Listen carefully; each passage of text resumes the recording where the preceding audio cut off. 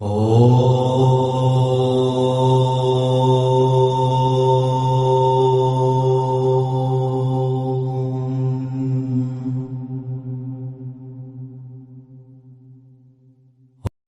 सांख्य दर्शन प्रथम अध्याय सूत्र संख्या 90।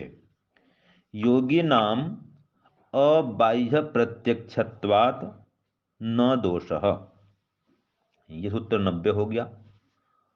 अब सूत्र 90 क्या कहता है ना जी। इसका भी हम अर्थ करेंगे, सूत्रार्थ करेंगे कि जो योगियों का अबाह्य प्रत्यक्ष होता है। अबाह्य प्रत्यक्ष माने आंतरिक प्रत्यक्ष होता है। तो योगियों का आंतरिक प्रत्यक्ष होता है, इसमें कोई दोष नहीं है कि हर वस्तु का क्या कहना चाहिए साक्षात प्रत्यक्ष हो, ऐसा कोई आवश्यक तो है नहीं। हर वस्तु का आंख से प्रत्यक्ष होता है ऐसा जरूरी नहीं है। जैसे ईश्वर है, अब ईश्वर का जैसे आंख से प्रत्यक्ष नहीं होता है, उसका आंतरिक प्रत्यक्ष होता है। तो इस बात को यहां पर दिया है सूत्र 90 में। तो पहले इसका सूत्रार्थ लिखिए 90 का, फिर बताऊंगा आपको। सूत्र 90 का अर्थ लिखिए, योगियों का आंतरिक प्रत्यक्ष भी, योगियों का आंतरिक प्रत्यक्ष भी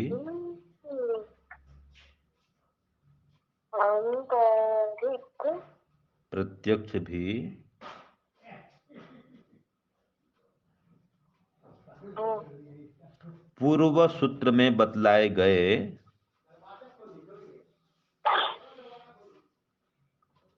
पूर्व सूत्र में बतलाए गए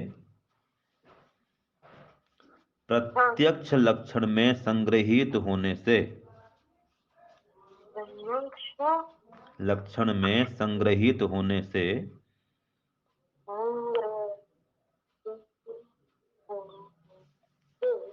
पूर्व पूर्व सूत्रोक्त प्रत्यक्ष लक्षण में, पूर्व सूत्रोक्त माने सूत्र 89 में कहा गया प्रत्यक्ष लक्षण में, यह है पूर्व सूत्रोक्त माने सूत्र 89 में कहा गया प्रत्यक्ष लक्षण में कोई दोष नहीं है,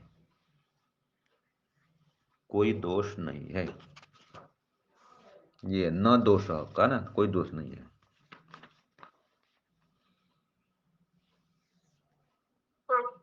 अब देखो इसकी भूमिका में चलते हैं पहले कि ये जो सूत्र 89 था उसमें कहा भाई जिस किसी भी वस्तु के साक्षात संबंध से कहा था।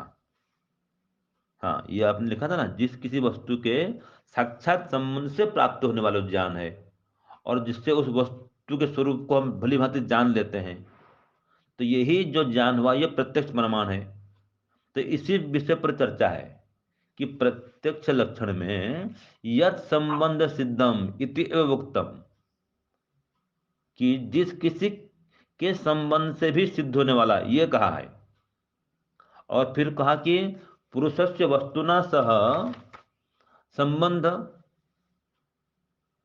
द्वारा प्राप्तम ज्ञानम, कि पुरुष का वस्तु के साथ संबंध होने से जो ज्ञान प्राप्त होता है वह वस्तु का संबंध किस उपकरण से होता जो ज्ञान प्रत्यक्ष हुआ, प्रत्यक्षम ज्ञानम लक्षितम, जो ज्ञान उसको प्राप्त हुआ, स वस्तु संबंध पुरुष से केन उपकरण होती, उस ज्ञान को प्राप्त करने के लिए किस वस्तु से उसका संबंध हुआ या पुरुष ने किस उपकरण से उसके साथ संबंध स्थापित किया।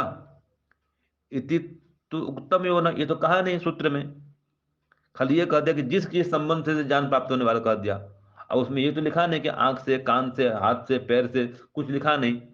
बस जिस किसी भी संबंध से साक्षात ज्ञान हो जाए ये लिखा है, तो उसको प्रत्यक्ष लक्षण कह दिया, प्रत्यक्ष प्रमाण कह दिया। तो पूर्व पक्षी कहता है भाई मुझे तो इसमें शंका हो रही, कह रहा है वो कि आपने ऐसा कैसे कह दिया किसी भी जिस किसी भी वस्तु के साथ संबंध से साक्षात जो ज्ञान प्राप्त होता है ऐसा कह दिया आपने। ये तो आपने कहा नहीं कि आंख से जो देखें वही प्रमाण है, प्रत्यक्ष प्रमाण है। ये तो आपने कहा नहीं, बस आपने ऐसे लिख दिया बस। तो इसमें हमको संशय है, कह रहा है पूर्व पक्षी। तो इसका उत्तर दिया भी कोई संशय से कुछ नहीं है। वो तो कहता है इसमें दोष हमको लग रहा है कि आपने ऐसे कैसे कह दिया कि आत्मा के साथ जिस किसी भी वस्तु के साक्षात संबंध से प्राप्त होने वाला और उस वस्तु स्वरूप को प्रकट करने वाला जो ज्ञान है वो प्रत्यक्ष प्रमाण है, ऐसा आपने कैसे कह दिया कि जिस किसी वस्तु के साथ साक्षात संबंध से प्राप्त ज्ञान हो जाएगा आत्मा को? तो कोई उपकरण का नाम तो लिया नहीं, कह रहा है पुरुष से केन उपकरण बहुत जानम, किस उपकरण से ज्ञान होता है, ये तो कुछ लिखा नहीं उसमें प्रत्यक्ष में। इसलिए आपका ये ठीक नहीं है, इसमें दोष हमको लग रहा है, ये कहा। तो अभी उत्तर दिया, देखो भाई, जो सूक्ष्म पदार्थ होते हैं, ठीक है ना, जैसे कि आत्मा परमात्मा है, ये सूक्ष्म पदार्थ वाली बातें हैं, तो उसका तो अतीन्द्रिय से प्रत्यक्ष होता है। इसलिए खाली अगर आंख से बोल देता तो गड़बड़ हो जाता, अगर लिख देता भी आंख से जिसको देखें वही प्रत्यक्ष प्रमाण है, अगर ऐसा वो लिख देता तो क्या होता जी? आत्मा परमात्मा को तो आंख से देख नहीं सकते, तो क्या उसका प्रत्यक्ष नहीं होता है? तो दोष आ जाता है उसमें। इसलिए उसने ऐसा नहीं लिखा कि जो इसको आंख से देखें या नाक से सूंघें या कान से सुने या हाथ से छुएं वही प्रत्यक्ष है, ऐसा नहीं लिखा है इसने। अगर ऐसा लिख देता तो फिर आत्मा परमात्मा का प्रत्यक्ष को नहीं हो पाता, फिर तो वो उसमें वो कमी हो जाती उस सूत्र में। जबकि इसमें तो है जो आत्मा परमात्मा का साक्षात्कार होता है उसको ही प्रत्यक्ष कहा गया है, और वो तो आंख से होता नहीं है, न आंख से होता है, न कान से होता है, न हाथ से होता है। तो कैसे होता है? देखो भाष्य में कहा कि योगी नाम अबाह्य प्रत्यक्षम अतीन्द्रिय प्रत्यक्षम आंतरिक प्रत्यक्षम भवति तदपि अनन्य गृहीतम स्यात्। तो वो भी इसमें हमको ग्रहण करना है कि योगी लोग होते हैं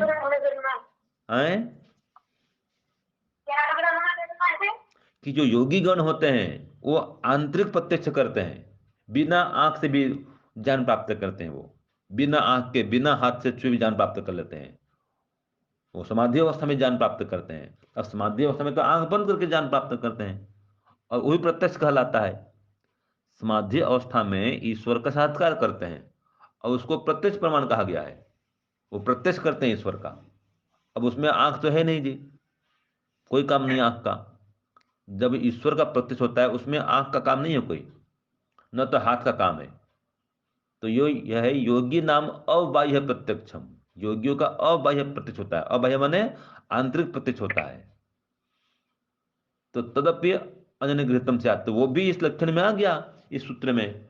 अगर वहां दिल देता कि आंख से जो देखे वही प्रत्यक्ष है तो फिर वो सूत्र अधूरा हो जाता, उसमें दोष आता। इसलिए इसने कहा था भाई कोई भी संबंध से आप जानो, आंख से संबंध हो, आंख से कान से किसी से भी उसको ज्ञान प्राप्त करो, बस ज्ञान प्राप्त करो, उसका जो सही स्वरूप है जान लो, तो वो प्रत्यक्ष प्रमाण कहलाता है। तो योगी तो गण ऐसे करते हैं, बिना आंख कान के प्रत्यक्ष करते हैं परमात्मा का, बिना हाथ के छुए, बिना हाथ से छुए प्रत्यक्ष करते हैं। तो ये बात आई देखो कि संसारी नाम बाह्यम प्रत्यक्षम बाह्य इंद्रिय वस्तु संबंध जनितम भवति, कि जो सांसारिक पदार्थ हैं उन पदार्थों का प्रत्यक्ष तो बाह्य इंद्रिय से होता है, आंख से होता है, देख के जानते हैं, छू के जानते हैं। ये बाह्य इंद्रियों से उस वस्तु से संबंध होने पर जो ज्ञान प्राप्त हुआ वो बाह्य प्रत्यक्ष है वो।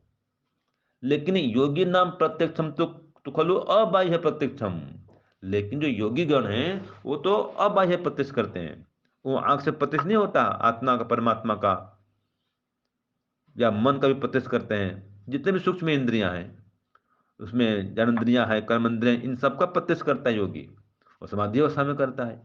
ऐसे आत्मा परमात्मा करता है, उसका भी प्रत्यक्ष करता है।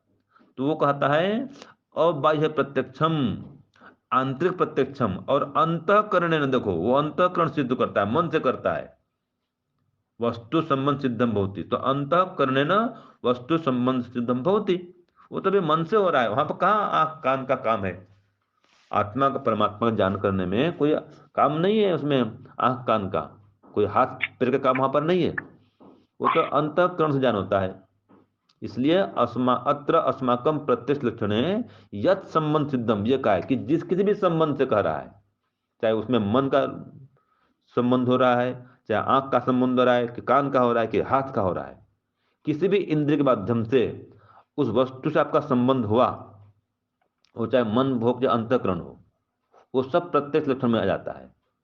तो इति संबंध सिद्धत्व लक्षणम तो उभय साम संसारी नाम और योगी नाम च प्रत्यक्ष समान मतो न दोष। तो ये इसलिए कहा जाएगा कि किसी भी संबंध से ज्ञान प्राप्त हो तो वो संसारिक व्यक्ति की भी लागू होता है और योगी व्यक्ति के भी लागू होता है। इसलिए दोनों को प्रत्यक्ष होता है। संसारिक व्यक्ति को तो संसार पदार्थ को प्रत्यक्ष होता है, वो देख कर जानता है, देख कर, छू कर, खाकर, पीकर अनुभव करता है, उसको ये प्रत्यक्ष हुआ। वो सांसारिक बाह्य पदार्थ होते हैं, लेकिन जो आंतरिक पदार्थ हैं, परमात्मा, जीवात्मा और मन, बुद्धि, अहंकार, इनका तो प्रत्यक्ष कैसे होगा? आंख से होगा ही नहीं, संभव नहीं है। तो वो तो आंतरिक प्रत्यक्ष होता है। तो इस लक्षण में वो भी आ गया। इसलिए जो प्रत्यक्ष लक्षण दिया गया है वो ठीक है कि अनेन प्रत्यक्ष लक्षणेन इति सांख्यानाम प्रत्यक्ष लक्षण परिभाषायाम इति आशय। तो ये इसका आशय है कि हमारे प्रत्यक्ष लक्षण में किसी एक इंद्रिय का नाम नहीं है, बस उसका पक्का ज्ञान होना चाहिए। ठीक है ना जी? उसका साक्षात संबंध से ज्ञान प्राप्त हो जाए, बस वो साक्षात संबंध आंख से हो या आवश्यक नहीं है, बस वस्तु के साथ संबंध तो होगा और आत्मा उसमें जुड़ा रहेगा। ठीक है, सीधे सीधा उसको आत्मा को ज्ञान मिलेगा।